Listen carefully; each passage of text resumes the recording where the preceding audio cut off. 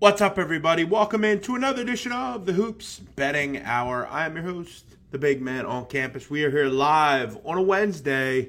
Game 4 NBA Finals coming up tonight. Suns and Bucks. We'll break it down for you in just a second. Hope you're all having a great day.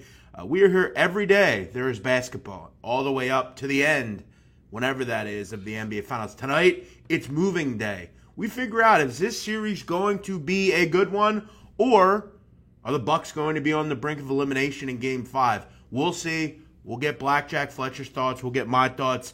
Blackjack, how you doing today? Haven't seen you in a while on the show. How you doing? I'm fantastic as always, Jeffrey. We've got we're coming out of this Major League Baseball All-Star crap. Mm-hmm. Now we got Game 4 of the NBA Finals, which I'm really looking forward to. I'm excited for tonight. I got a lot of plays on this game, Jeff. A lot. I got a lot of props. I agree. I didn't watch 1 second of the MLB All-Star game. I did watch the Home Run Derby, which is Home Run Derby was fun. But, now that the All-Star game, not that I even watched it then, but I don't know. I just don't care. I don't either. Listen, I don't really care about baseball, if we're being honest. So I watched the Home Run Derby because it was fun. Pete Alonso put on a really great show. The Trey Mancini story was interesting. The Ohtani Soto triple swing off, whatever the hell it was good. It was fun. But it's back to real sports. It's NBA Finals time. The problem that we've had with baseball, at least for me, is baseball is not on the top 3 pecking order to me, personally. Last year, we didn't have a normal season, right? It cut into football, basketball. There was other stuff going. Weird. Stuff that I care about more. And you look at this year, Same thing. I just care about I care about the NBA more. I was betting the Euro Cup. I just had other things I was interested in. Next year, when baseball's the only thing in town, I will probably get back to capping it every day. But I just have done other things. And I'm not one to cap like all these different sports all at the same time. I do that enough at the end of the year. So for me, it's not that I don't like baseball. I do like baseball. I just have had other things that, that we don't normally have that we've kind of caught up on.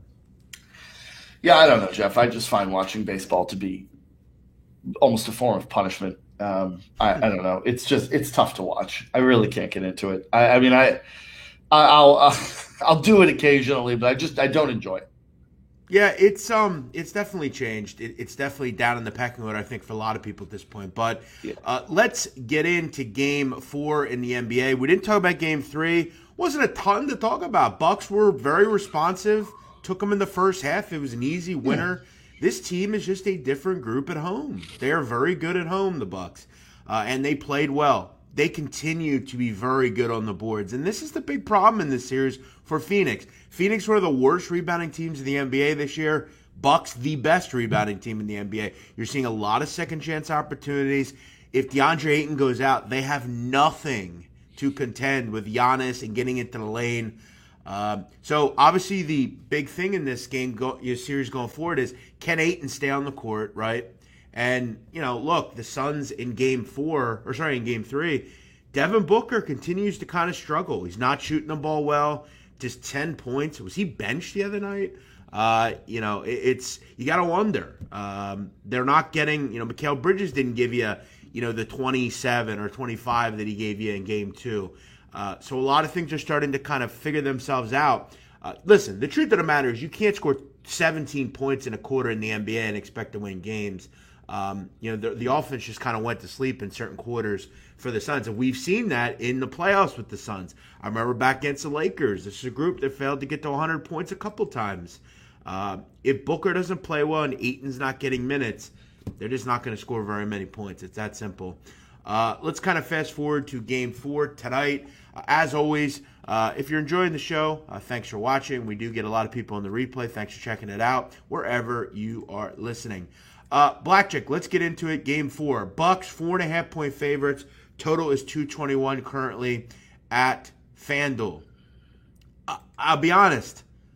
Probably going to go right back to the well with the first half here with the Bucks. Okay. This is a team that's been very good in that role. They've been very good as a favorite. They've been very good at home. I just like them in this role. And I got to tell you, I'm starting to see some cracks developing a little bit with the Suns. The shooting's not been as good. It's hard to maintain that kind of stuff. It seems like they're swarming Devin Booker and taking him out of the game. Ayton, you just don't have the guys behind him right now to come in and spell him. Not that I don't like him, and I'm going to include him in some props, but I look at Milwaukee. At home, I'm just not really interested in betting against them. Now, when they go on the road, different story. I'm going to bet against them here. I'm going to take the 4.5 with Phoenix. Full game. Full game. I think that listen, Milwaukee is a lot better at home. You're right about that. But I think there are some things here that, play into Milwaukee being in a better spot. And the number one thing is DeAndre Ayton getting into foul trouble the way he did in Game 3 was a game-changing situation, okay? He picks up those fouls at the end of the first half and then gets the other foul, a minute and a half in the second half. He is out of this game, and his defensive presence the lack of his defensive presence opens things up for Giannis in a big way, which is why I think in part Giannis had those 2 big games in a row because Ayton was in foul trouble in both of those games. I don't expect that to happen again. I mean, rarely does it happen 3 games in a row. Usually you can fix something like this. So I think Phoenix will come out and look like a different team here. I like the Suns plus the points. And when we get into the props, you'll see I've got props all over the place in this game. I think I'm kind of in a way I'm kind of doubling down and kind of protecting my bet a little bit. I'm going back to DeAndre Ayton points, rebounds over in this game. I bet it a lot in that previous series. I bet it in this series. 30.5?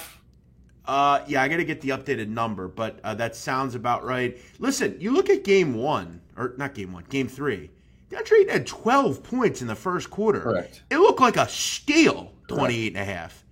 It's 30.5 in this one, and I went over as well. He gets in foul trouble. You didn't see him over the last 5 minutes of the game. It was just a bad – that's how you lose props. Foul trouble or blowouts. That's it. It's just pretty simple when you bet good players. It's rare they just don't play well. I mean, NBA players don't really do that. They generally play well, at least at this level. But when you look at points, rebounds for him, it comes in more than it doesn't. This is a guy that's, I think, averaging a double-double in the playoff. I mean, he's been terrific. It's actually blackjack 28.5. You got to lay 125 at FanDuel currently, but it's way better than 30.5. I went 30.5, but I'm not laying as much juice. I got it at minus 105. So okay, that sounds about right. Listen, I have kind of put him at 20 and 14, 20 and 13, something like that, 22 and 13. I also took his over on points at over 16.5 on his points as well. I think he goes over 16. Really looks like a good one. I mean, look, the only guy that rebounds for the Suns is Ayton. They don't have anyone else that rebounds, at least at a high level. They're not a good rebounding team. They just aren't. He's the only one that really stands there. And look, you've got to assume he's not going to play 24 minutes. If he plays 35 minutes, this hits. He's just too efficient. 100%. Because both teams have problems guarding the bigs for the opposing teams, right? Yes, because of the style of play, yes. Yeah, Lopez can't guard Ayton, and Ayton can't guard Giannis. Can I just give you credit? That was a gorgeous segue you just delivered. That was beautiful because I'll tell you what, Jeff, I'm on Brook Lopez over 16.5 points, rebounds, and assists. Yeah. And Brook Lopez over a half a three-pointer made. Okay. Yeah, look, Brook is a guy that – he's kind of underappreciated in the NBA. I mean, he's just a solid big. He's always played well in Milwaukee and other places that he's been. He can go out and step and take a shot. How many threes does he have? Do you know how many threes he has in the series? I haven't kept track of it. Off the top of my head, I don't. Yeah, I don't either. I have to look that up. I know he'll step out and shoot it occasionally, but what was the number you got? Over a half? Over a half a three-pointer made. He has made in 3 games. He is 4 for 11 from 3. Yeah, 3 of the last 4, he's had 1 or more threes. Yep. You look at in game 1. I mean, he took 5 threes. In game 3, he took 4 threes. So, the variety's there. You just got to have him knock one down. I mean, that's not a bad ask for Brook Lopez. Also, gonna go back to the well with Cameron Johnson. This has been what was it? 2 of 3 it's come in. And shout out to Hunter, one of our commenters. He mentioned this. This is one that, I've been riding, I've been playing. He's Really efficient, Cameron Johnson. 9.5. I'll play that tonight. Listen, he gets to double digits. That's like what he does. His average is 10 points a game this year. He's getting enough minutes. Right. He's basically, him and Payne are the only bench players I want out there. So, give me 25 minutes out of him. It's kind of like Seth Curry at this point. He's not to that level, but he's kind of in a similar role. Yeah. Yeah, you're right. What other props do you like? Do you have any other ones? Oh, do I? Do I, Jeffrey? All right. I'm betting against Giannis tonight. Under. Giannis has had 2 40-plus point games in a row. He's only got 3 games above 35 in these entire playoffs, okay? Yeah. It's time for a little regression here. Under 53.5 points, rebounds, and assists. That number is really inflated right now because of the last 2 games. Also doubling down under 34.5 points for Giannis in this game. And the other prop I have is Chris Middleton over 2.5 3-pointers made as well. Yeah, the Giannis one I like. I have to figure Monty Williams will do something.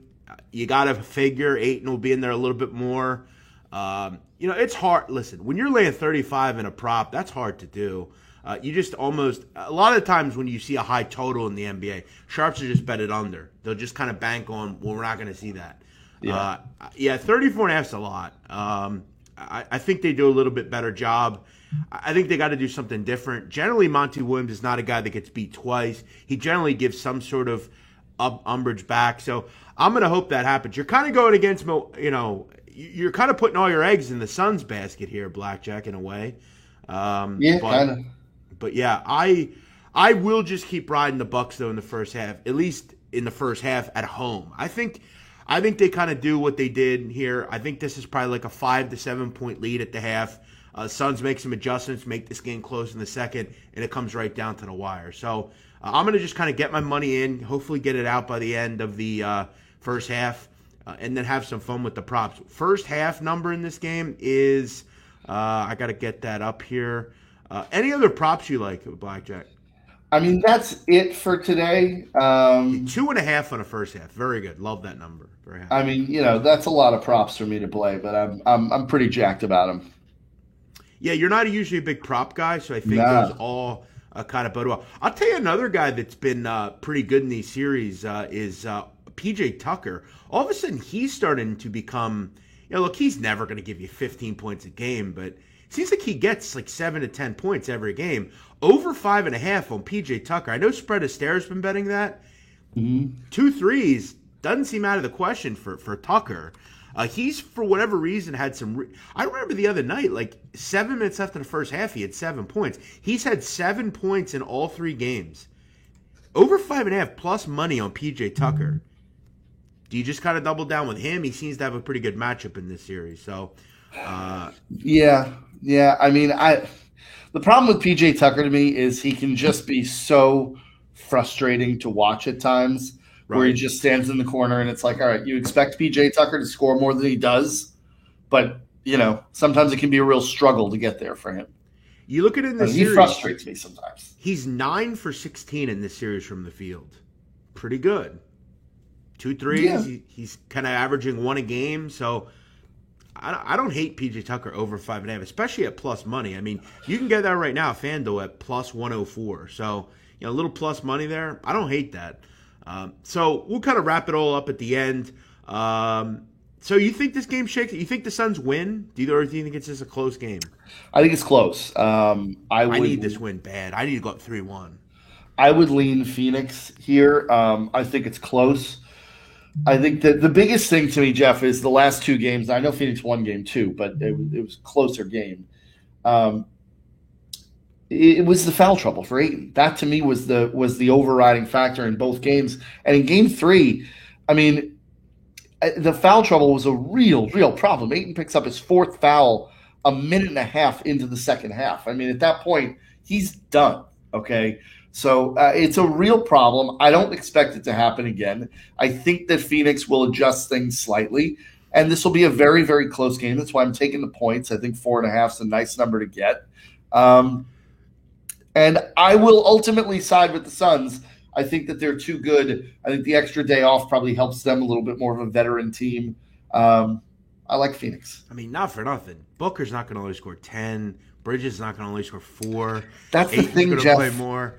Listen, I'll tell you right now, I think Suns win this game. Money lines are pretty. I think at some point, right? Like Booker's going to have one of those games where he puts up 47. Yeah.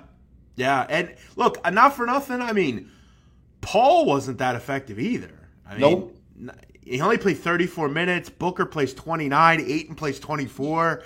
I mean, listen, the Suns are going to lose by a lot when Frank Kaminsky plays 14 minutes, Craig plays 15 minutes. Like, no offense. I mean, I don't want them playing that many minutes. So, yeah, here's what I think happens. This is 62-55 at the half, Bucks. Suns make some adjustments, win the game 112-108. I like it. Calling your shot. Yeah, but props are going to be fun. Let's get to best bets. I'm going to take Bucks first half, -2.5. I think it's a good bet. The trends are very good on it. I'll have a little play on the Suns' money line. I think they win this game. Props, I like DeAndre Ayton, points, rebounds. We'll go over 30.5. And I like Cameron Johnson over, 9.5. All right, here we go. Brook Lopez over 16.5 points, rebounds, assists. Giannis under 53.5 points, rebounds, and assists. Middleton over 2.5 3-pointers made. Brook Lopez over a half a 3-pointer made. Ayton over 16.5 points. Ayton over 30.5 points, rebounds, and assists. Giannis under 34.5 points. And the Phoenix Suns plus 4.5. Well, listen, the NBA season is getting close to ending. This is the Hoops Betting Hour. Let's get nuts. Let's get crazy. I love it. I love the energy. I love all of it. I love all of it. What do you like tonight? If you have a play you like, let us know. A couple of plays out there. What do we got? Crowder, points, rebound. Yeah, Crowder was good in Game 3. I mean, you need him to be. He was almost a saving grace. Made sure they didn't lose by 30. So, yeah, that's a pretty good one. He's still a pretty good shooter as well, guy that can give you something. So, yeah, this is going to be a fun game. Lot to track here, lot to understand. But I think the Suns find a way. They got to try to go on the road and win a game. Going back 3-1, you have an opportunity to close it out in Game 5. A huge game for both teams. This will be special. How about having the NBA and middle of the end of July? Love it. Why not? Why wouldn't you keep doing this? Why wouldn't you keep doing it? I don't know. Blackjack, a couple of things I want to mention before we wrap it up. Richard Sherman was arrested this morning on domestic violence and burglary charges. Not ideal. You hate to see that. The thing that concerns me the most, and obviously we don't know the facts of the situation. Hopefully everyone's okay and whatever. But he was denied bail at his bail hearing, which is highly unusual. Especially for that. So, we'll see as more facts come out. It seems out of character for Richard Sherman, but I don't know. We'll see. Yeah. Listen, I've always found Richard Sherman, I think he's an interesting guy. He seems a bit rigid, though, and a guy that if you say no to him and he's in a fit of rage, I don't know. Well, and again, I don't know. I mean, let's see what plays out here. But the being denied bail is disconcerting. And that's important. Facts are important. You've got to read the facts. It's called indictments and affidavits and all that stuff. Read them. Blackjack was a lawyer. You were a lawyer at one point, Blackjack, and you know this stuff. You still are. Generally, outside of murder, you get bail. I mean, it's not. It's highly, highly unusual to be denied bail, even in a domestic situation, because usually the judge will just issue a no contact order. So you can be released, and you're just under court order not to contact the alleged victim, but for you to be denied bail on a charge like this, especially for somebody without a criminal history, the facts might be troubling. You got to look at it. It is really falling apart for Richard Sherman. For anyone that doesn't know, Richard Sherman's a free agent. Mm-hmm. He doesn't have a team. He's not getting paid. No, I mean, the thinking was he might go back to Seattle, which is where this happened. I made the case. Philadelphia Eagles need a quarterback. I would very much be interested in Richard Sherman, but this is not good news for the once All-Pro. Yeah, he was an All-Pro at one point. I mean, he was a great player on that Legion of Boom defense. I mean, he was kind of the heart of that defense in a lot of ways. Keep in mind, this is felonies as well.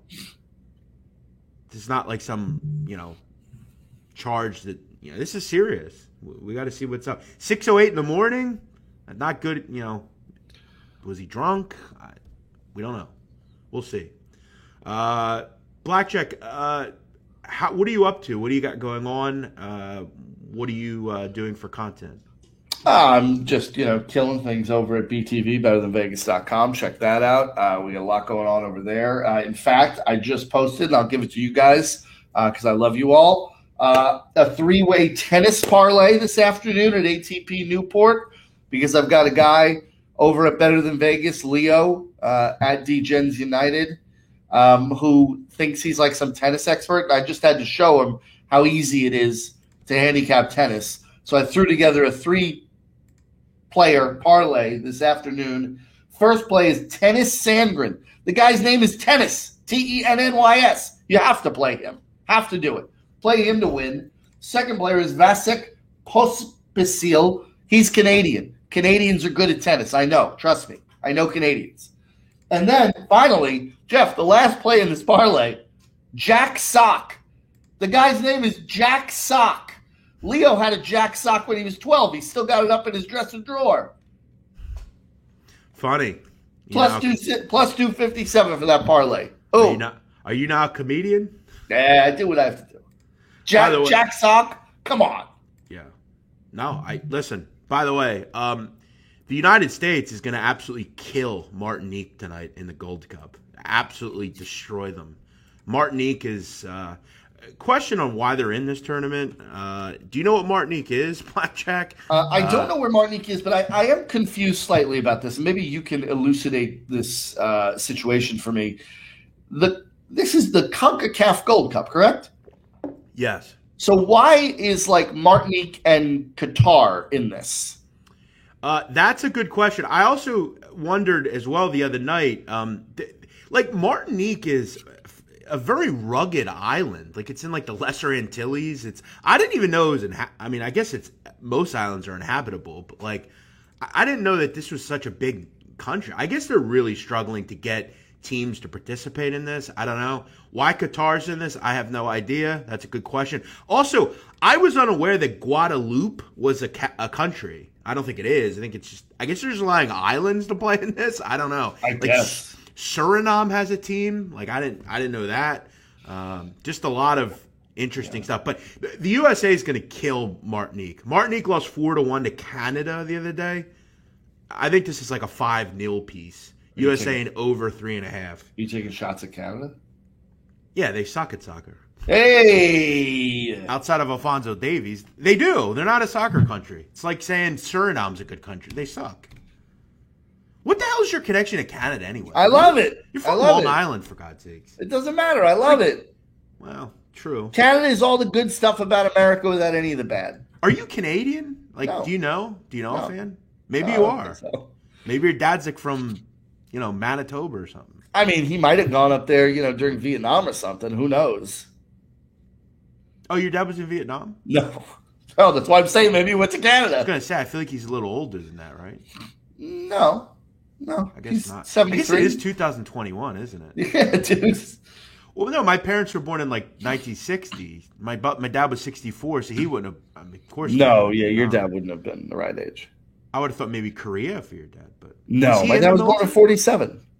Okay, was he in the military? No. Okay, I didn't know if he was or not. No, he's a lover, not a fighter.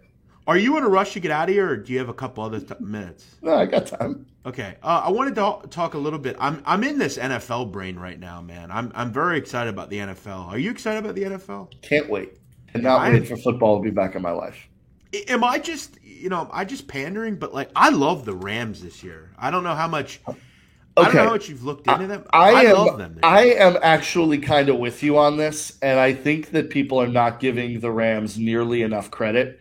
No. And I don't understand why, right? Like, what was their problem the last couple of years? Jared Goff. Yeah. If people who have talked about, like, oh, the Niners are going to be so great. You know what? I'm not sold on that team. Okay, first of all, I get it. They're a good team, but they have a lot of injury problems on that team. Your quarterback situation is a fucking mess right now because you're paying Jimmy Garoppolo and you drafted Trey Lance. And I'm sorry. No F word. Whoops. I like Trey Lance. I don't love Trey Lance. Okay, he definitely doesn't like Trey Lance in the quarterback situation there. I agree, though. I don't think it's good. But the Rams, if you look at this Rams team, right? They're stacked. Sean McVay takes this team with Jared Goff to the playoffs, right? Last year. Not even with Jared Goff, with what was that kid? The kid who was like a stockbroker a couple of weeks ago. For the Rams? Yeah, remember the backup? Goff got hurt. Wolford? Wofford. John Wofford. Yeah. John Wofford is in there. Now you're upgrading to Matthew Stafford, who, for people who maybe don't watch the Detroit Lions, which is everybody, Matthew Stafford is a really good quarterback, okay? I've said it for a while. I don't get the hate for Stafford. I don't puts either. Numbers up, man. Dude, Jeff Schwartz, personal friend of mine, would argue that Matt Stafford is a Hall of Famer. No, I've said it as well. People give me crap for it. But the guy is a...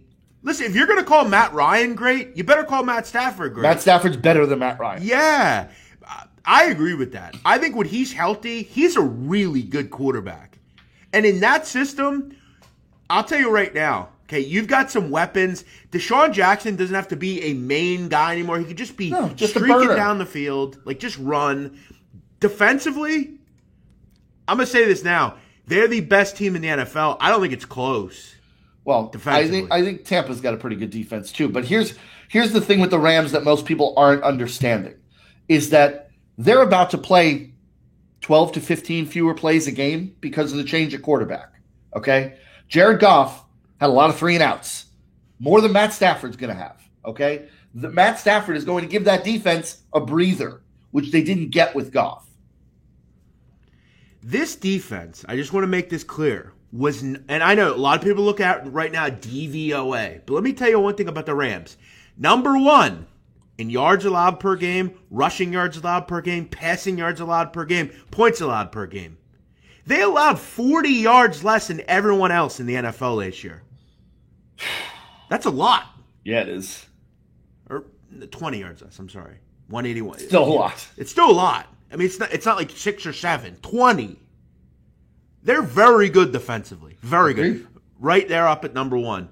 They have a better quarterback. They've got a genius innovator in the controls of the offense. They've got the best defensive player in the NFL. Jalen Ramsey might be the best cornerback in the NFL. This is a loaded football team. And it's really hard to win a Super Bowl 2 years in a row. And I know Tampa brings back all 22 guys, which is almost unheard of. When the Eagles won, we lost 7 or 8 guys. It's in the salary cap age, it has never been done before. No, it's crazy. So obviously Tampa's going to be your favorite. My concern with the Rams in terms of their long-term prospects this year is that might be the toughest division in football. Yeah. That division is going to be very difficult, and they are going to beat on each other during the season. But I will say this. They're better than everyone else in that division. I think you're right. If I were picking a team to win that division, it's them. Seattle, no. Arizona is trendy. I have some interest in Arizona. Do I think they can actually beat the Rams? No. And again, here's the thing. With as good a defense as they have, they're going to be right around 18, 19 points a game they're going to give up. They're going to give up under 20 points a game. They have a quarterback that for many years has put up big offensive numbers.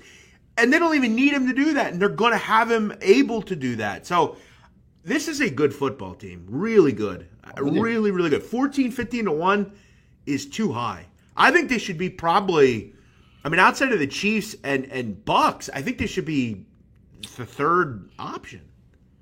Why are the Niners ahead of them? I don't. Can Jeff, anyone explain that?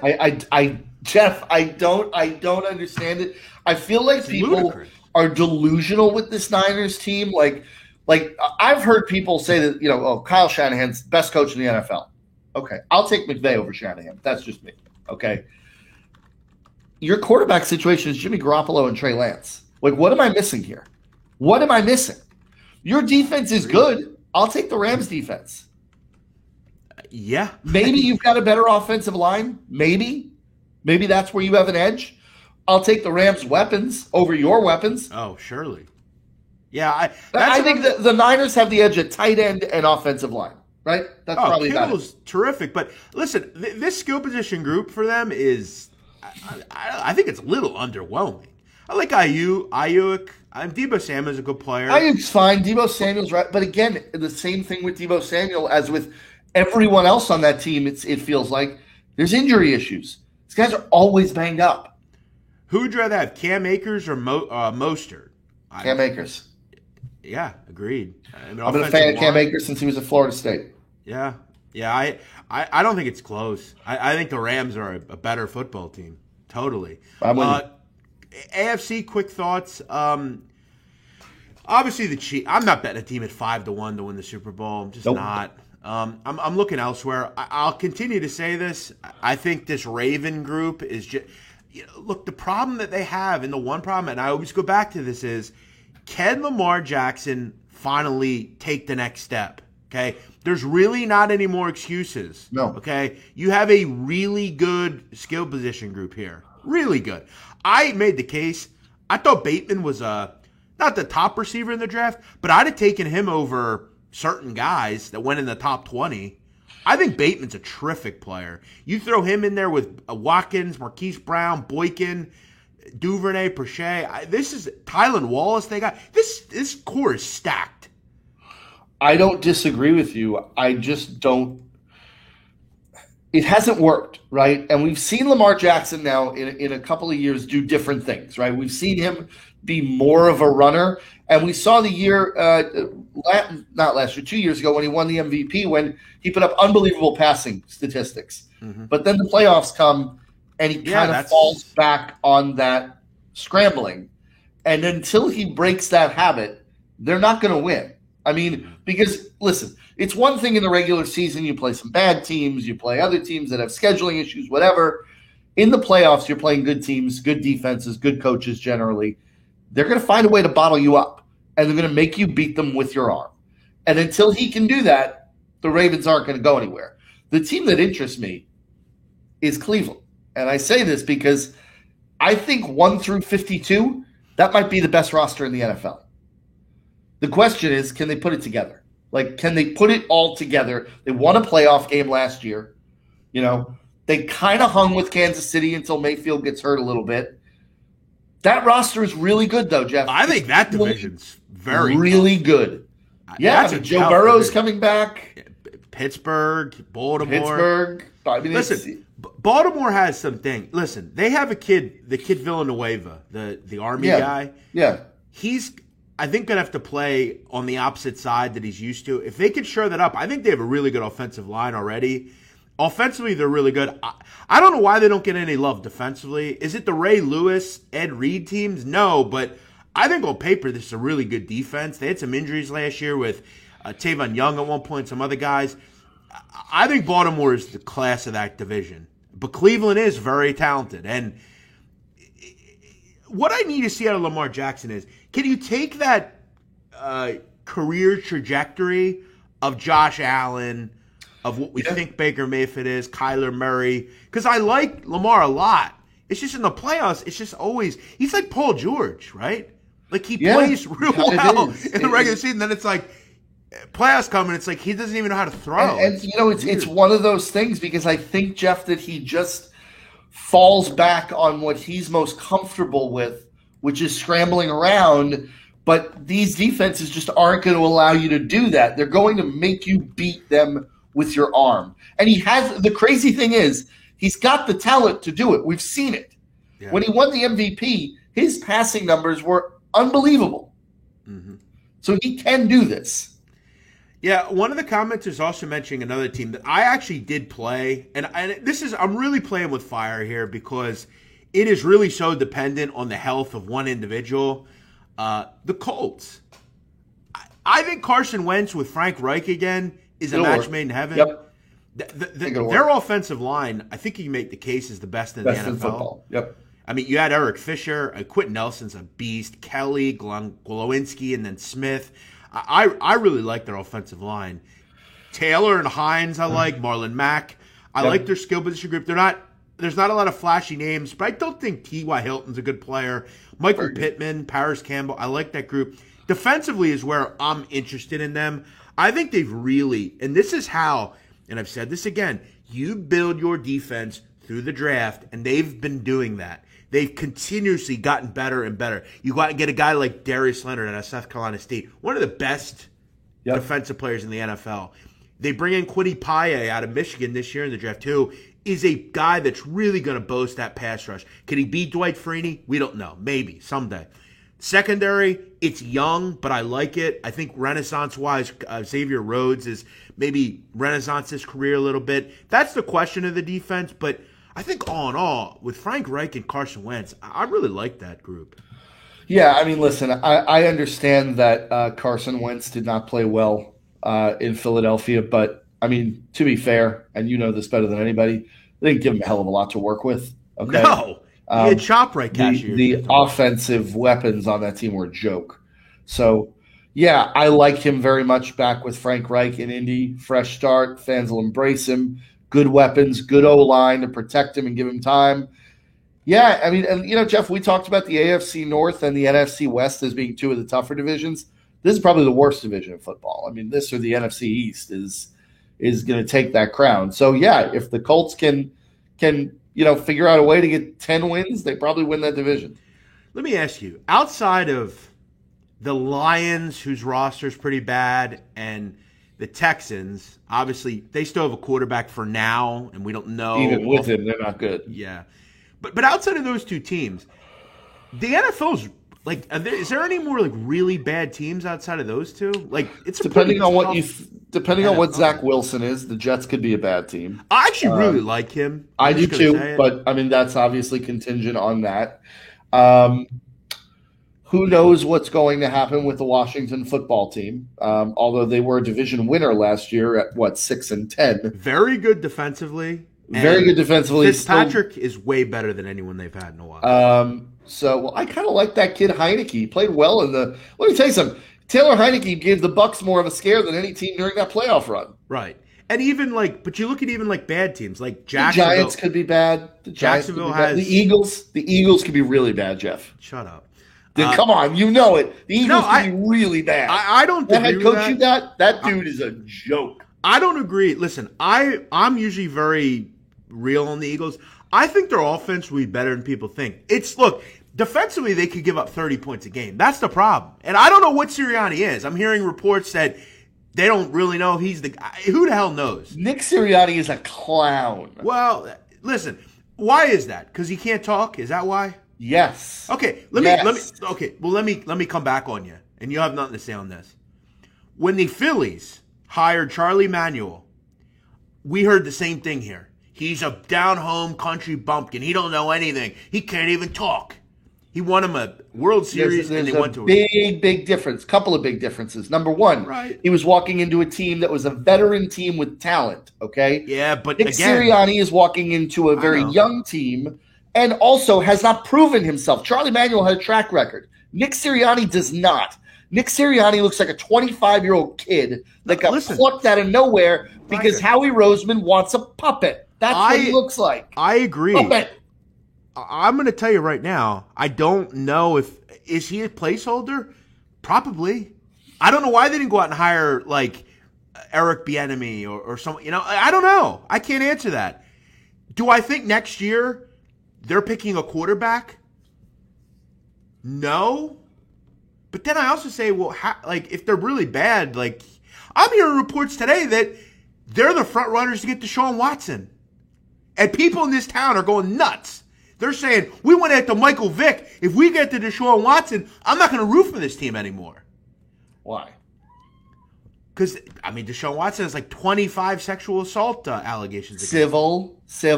Right. And that's the thing. Which we can't get into on this show, but it's more sad than anything. Yeah. Well, listen. At the end of the day, we'll see. I didn't like this year any higher, but I didn't think it was terrible I because. thought it was god awful. But I didn't want Doug Peterson anymore. I agree with you. So Doug Peterson should have been fired. Should have been fired the day after the last game of the season. Yeah. Okay. Doug Peterson had to go. Time was up. But Nick Sirianni was on exactly 0 people's radar to be a head coach. Except I know Howie Roseman. I'm not gonna listen. I know a lot about the NFL. At least I think I do. I had trouble remembering who Nick Sirianni was. Just my opinion. Like I'm just saying. But it's new. It's fresh. And I always go back to Madden and I say, well, you know, Wouldn't Bieniemy have fit that role? Yeah. And he knew Andy Reid. They know Andy Reid. I thought it would have been good. Hey, before we go, I want to ask you about something. ESPN put out a ranking the top 10 wide receivers going into 2021. I mean, this is ridiculous. Who do you think they have number one? I mean, you would assume Hopkins, right? I would assume, but Hopkins is the best receiver in the NFL. It's not close. I'm going to say that that's not number one. And Diggs is 2. Stephon Diggs, great. I'm going to say they have DK Metcalf.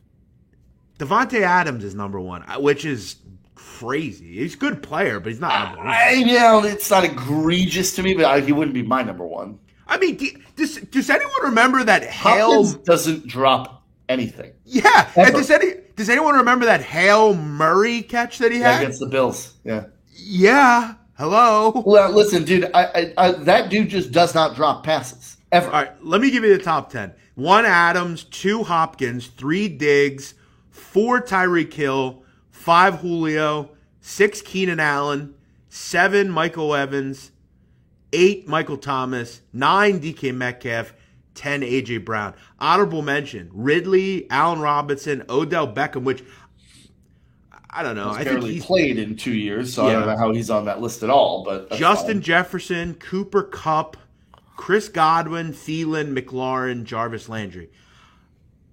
I think the top 10's fairly good. I would have put Metcalf a little bit higher. I've had Metcalf higher, yeah. Yeah, I mean, Julio's still great. Keenan Allen's still really good. Evans is still really good. I thought 9 for Thomas is a bit high. I'd put him a bit higher. I did too. I mean, can you make a case he's a top 5 receiver? I mean, yeah, well, I'd have put him where Adams is. From Jameis Winston now, so who should be the quarterback over his buddy? Taysom Hill? Peyton's buddy, the kid that always comes. Taysom Hill? Yeah. Oh, 100%. Jameis Winston needs to be the quarterback. But again, that won't happen. Jameis Winston. Sean Payton loves Taysom Hill. It's like his son. Yeah, but I think Winston's going to be the guy to start. We'll see how it goes. I just want to see Jameis sling it around a little more. Come on. Listen, I'll continue to pound on the drum. Jameis Winston should be a starter in the NFL. Agreed. And I campaigned to get him here. I think he would have been great on the Eagles. I would have loved that. Reclamation project. I thought he would have been a great fit in New England. Well, sadly, put a system in place that limits his decisions, limits his options, limits the mistakes. He's got all the physical talent in the world. I thought that would 25 years old. I want to say something about Cam Newton real quick. Remember that game against Seattle last year? Yeah. It was like really early. I remember I was at the Barstool house. I remember. And I remember watching that game. It was an 8 o'clock game. And Portnoy was, he had a big bet on the Patriots. And I remember they got stoned at the 1 yard line. You remember that? I do. Like, Newton played really well in that game. Yeah. And then played really well until he got COVID. Literally at the end of the season, he was horrid. Like, I don't ever remember a quarterback being that bad in the NFL. I'm not kidding. I could have made some of the throws that he couldn't make. Like, it was horrific. Yeah, he was. And I don't know. And for people who are like saying that, like, oh, this is Cam Newton. No, dude, I've watched Cam Newton play in Carolina for a long time. He can throw the ball just fine. Like, I don't know what has happened. You cannot say they're the COVID thing because everyone's going to say, look, COVID affects athletes. Look. I'm just saying that there was a difference before and after. I don't know whether it's related to that or whether I don't know. I'm just saying. Maybe he just realized on the pecking order he wasn't going to be that high there. Mac Jones is the guy, bro. Of course he is. And he's going to be the next Tom Brady, according to everyone in New England. Watch. We'll see. All right. let's wrap this thing up. I could probably sit here and talk. Look, we haven't even talked about college hoops, which there is a bunch of stuff going on in college hoops. By the way, I'm going to tell you one thing before we go. If you ever listen to me, you know what I'm talking about. Blackjack, talk about me in college hoops. Go ahead. I mean, tell everyone how great I am. You're an oracle. I am. And I am, according to you, the best voice on college basketball there is. That's a fact. Okay. Texas. This is an overrated athletic program. Yes, I would agree with you. There may not be a more athletic program overrated more than Texas. They have their own channel on TV, which is Shaka Smart's out of there now. He's gone, and they have one of the best coaches in the country, Chris Beard, who came from Lubbock to Austin. Yeah, they are on the precipice. Okay, their roster is very good. They brought in a ton of transfers. Andrew Jones is back. Ramey's back. They're on the precipice of possibly getting Marcus Carr. Marcus Carr is one of the best guards in the country. He was at Minnesota last year. If you throw him into the point guard role there, their future odds are going to plummet. They're 30-1 currently. Texas. This guy says Nadeau is some of the worst NFL. What was a bad NFL take that I had? I don't know. Before we go, I need to know what are you even talking about? I feel like all my NFL takes are quite normal. Like what was bad? That Jameis Winston should start over Taysom Hill, and that Cam Newton isn't going to be as good as Mac Jones at New England. I love J-Boo. Cam Newton sucked. I mean, what are you, family member of Cam Newton? Like, I got to hear what you're talking about because I don't know. What are you even talking about? What was there any bad takes there? I don't remember. No, I thought they were all pretty solid. All right, Sham is 260 good odds for the Washington football team to win the NFC East, or should we wait for them until the season starts? I will say I bet on them to make the playoffs. I think they're actually an okay football team. I like their defense a lot. I just can't get by the fact that I expect the Cowboys to be markedly better. I bet them to win the Super Bowl, actually. So I don't know that I would take Washington to win the division at any price because I just don't think it's going to happen. And the Giants are a total wild card to me. I don't know what to expect out of that team. So, remember last year they won the Redskins won the NFC East. Whoa! The football team. Let me say it again. The Redskins won the NFC East. I can't listen to that. That's their name. It's offensive to me. But you call the Chiefs the Chiefs. That's different. Why? I haven't been told that's inappropriate yet. Whatever. Washington won the NFC East last year, okay? And you mentioned Heineke as the quarterback, who's a solid player. Defensively, they're just as good, maybe better. And I think Fitzpatrick's a better option than both those guys. I think this division's not good. Giants, Eagles could be really bad. And the Cowboys have a quarterback coming off a major injury. So to make the playoffs, I don't think it's a bad shot. No, I don't think it is to make the playoffs. I just think Dallas wins the division. Yeah, and I'm kind of doubling, kind of hedging a little bit with the Dallas point, but okay, interesting. Still have no answer on what my bad takes were with the NFL, which there aren't any. Blackjack, let me just do one more question, then we'll wrap this up. Do you expect the Blue Bloods, Michigan State, Duke, UNC, to bounce back this year? Duke will be a top 10 team, at least to a lot of people. I don't know if they are, but a lot of people assume they will be. UNC, I've already bet to win the NCAA tournament. I think they're going to be very good. What about Kentucky? Doesn't Kentucky look like a monster? Kentucky is stacked. Got some bad news this morning. It doesn't look like Kofi Coburn's going to go to Kentucky. Don't know that it matters, though. They have a really good front line as it is. Also, can we just stop? His name is Cockburn. I know, I get it. It's a man's name, for God's sake. His name is Cockburn. Well, listen, I'll tell you right now. A lot of people call me Nadeau. Okay, but that's a difference. But hold on. Hold on. No, it would be like you saying your name is not Nadeau, it's New. You can't just choose not to pronounce letters. But I don't think he never said that. That's how his name's pronounced, Coburn. Jeff, it's spelled Cockburn. Okay, you just don't want to walk around saying my name is Cockburn. By the way, one of the great Western characters ever. Do you know who Rooster Cogburn is? No. True Grit. Oh, great movie. John Wayne. Just saying. Cockburn. Okay, he says Coburn. What do you want me to do? I'm just call it the way it is. Cockburn. But you don't want to. Okay, Kofi Cockburn. Whatever. He may, even though without him, Kentucky's still going to be really good. Yeah. Calipari said, "You know what? We were not good last year. We're going to go out and retool. Stop messing around. Yes. Yeah. So, yes, all the Blue Bloods are going to be better. Michigan State, I'm not so sure about, but Duke, UNC, Kentucky, everybody's retooling. They're going to be just fine. Eric Jones says, what's your Cash App? Let's bet. Okay, they want to create I don't know. Have fun with that. We're out of here. Have a great night. Thanks for watching. Go back and listen to the NBA segment. We got a lot of props tonight. It's going to be a fun game. Lot to track. Blackjack, go check him out. BetterThan.Vegas. Go check that out. If you want to get involved with sports betting, you're an amateur, you're just starting out, you want to get it in the content business, go do well over there. If you do well, maybe he'll feature you. Also, check out The Sit Down. It's out today. If you enjoy the Mafia, you enjoy Mafia history, we talk about Roy DeMeo today. That individual and his group killed probably 200 people. Ever. It's crazy. He was a demented and feared person. Go check out Roy DeMeo on The Sit Down this week. Thanks, Blackjack. Cockburn. All right. See you guys later. Have a good day. Bye-bye.